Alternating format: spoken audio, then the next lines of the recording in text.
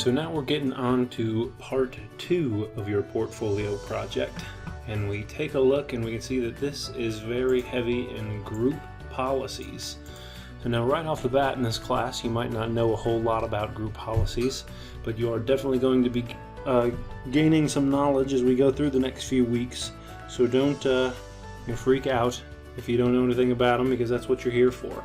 And by the time this is due in week 6, you will have some experience.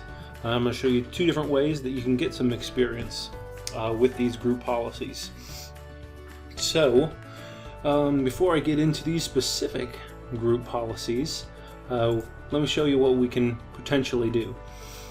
So here I have my own server on Hyper-V.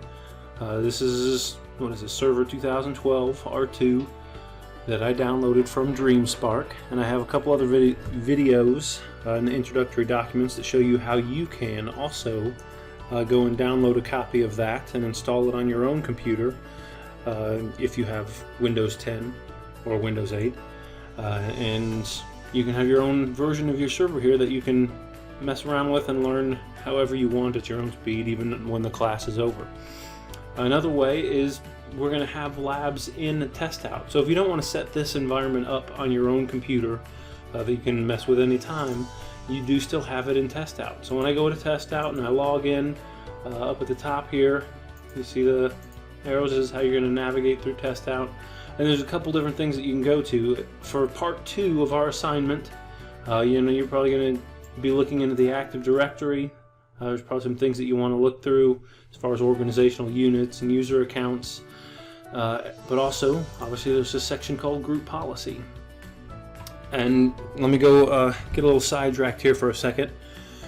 If you take a look at the tracking calendar, you're definitely going to see a lot of these assigned throughout the weeks. But this is kind of a work at your own pace. In Test Out, you have access to the entire Test Out course without waiting for the assignment to actually be assigned for that particular week. So you can go through any of these chapters and look through whatever you want at any time and complete what you want, and your grade will be reflected as long as you have the required assignments completed by the time they are due in that given week. So if you want to get a jump on our portfolio project part 2 that's due in week 6, or you just want to study a little bit before this time frame comes about, you can certainly jump into Test Out. You can complete these videos and complete these labs, and that's still going to get you the grade when the week comes. Okay, so now that I said that, if you go into the group policy, this is where you're really going to get the meat and potatoes of what we're doing in this part 2 of our portfolio project. You go to you go to Test Out, you go to the group policy in chapter 8, and there are these specific labs when you see these tags that will give you the ability to have a virtualized server just like I have installed here, but that way you don't have to install it. So if I were to click on this tab here for create and link a GPO, first off you have to use Internet Explorer. So I'm going to jump to my other window, and it will bring up this environment.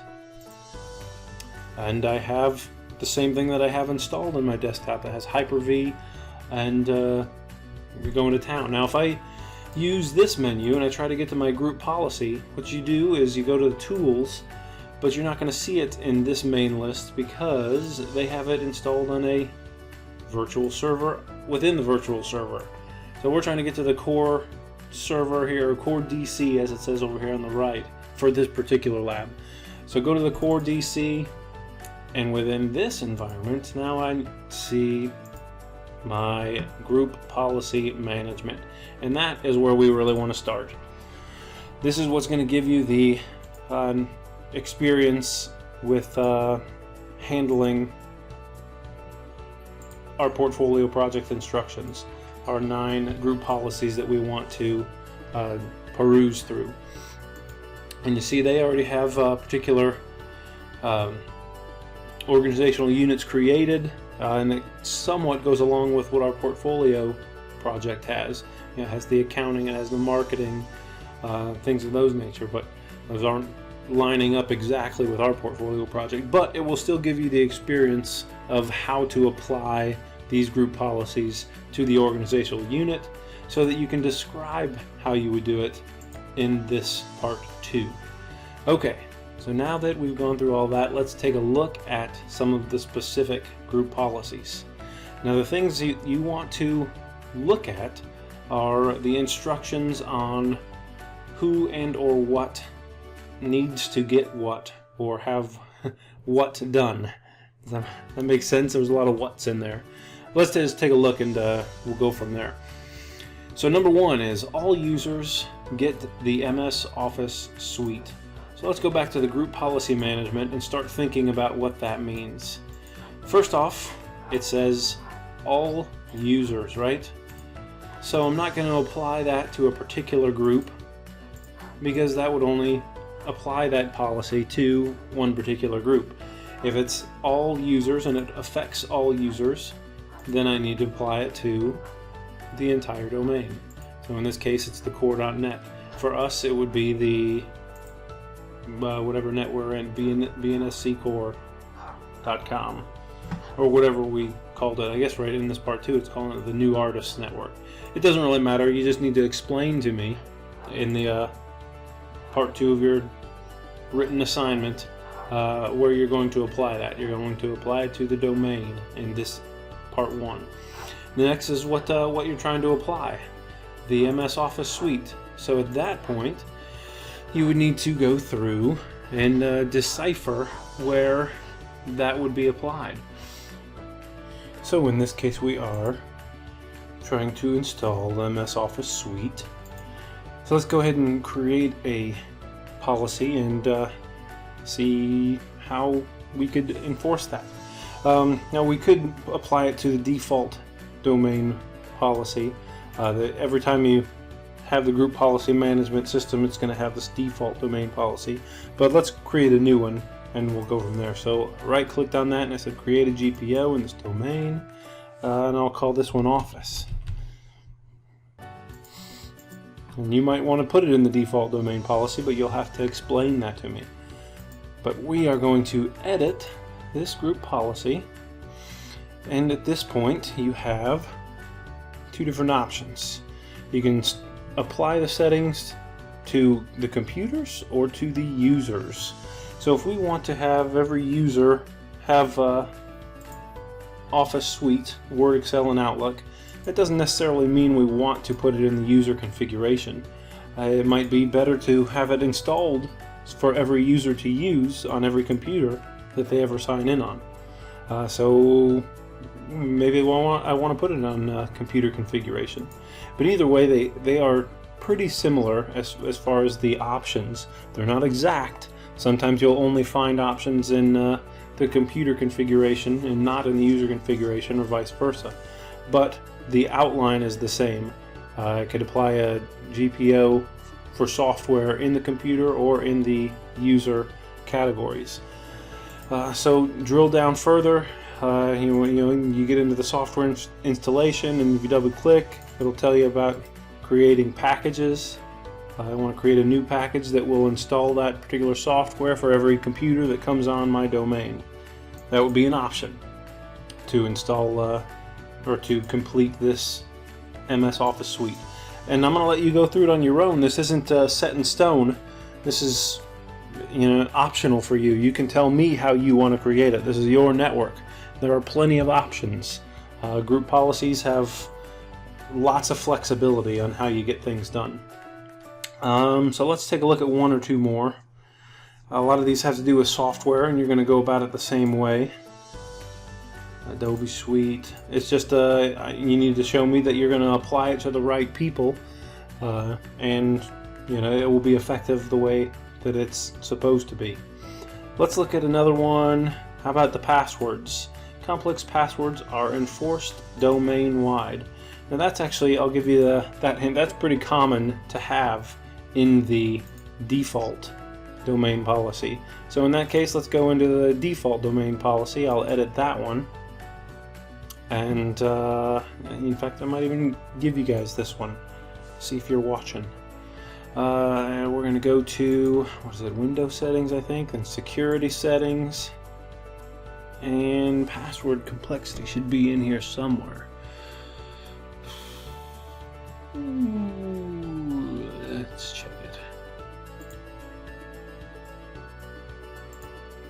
There we go, account policies, then password policy. So password must meet complexity required. So that's already enabled. Aha. Defined as okay, so we already have that password complexity. Now we can get into changing what the complexity is.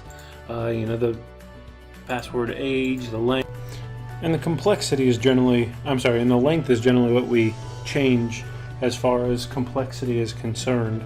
So if we want to go into that one, the password length, just double click to open it up, and we can increase it to say 14 to double what we had previously, and hit apply and OK, and it enforces it. And that leads, and then we can take a look at the next one, which passwords are valid for 60 days. So in that case, we need to, where'd it go? Change our say valid, like we must change it valid for 60 days. So does that mean minimum age, like you have to have it for at least 60 days, or maximum age? Probably the maximum age. So we want to ensure that those passwords are only going to be good for 60 days before they have to change them again. That's changing your passwords quite often, but that's what we want to do. So you'll have to explain that to me. And if I go back out of here, I can actually see that in the default domain policy. It'll show me.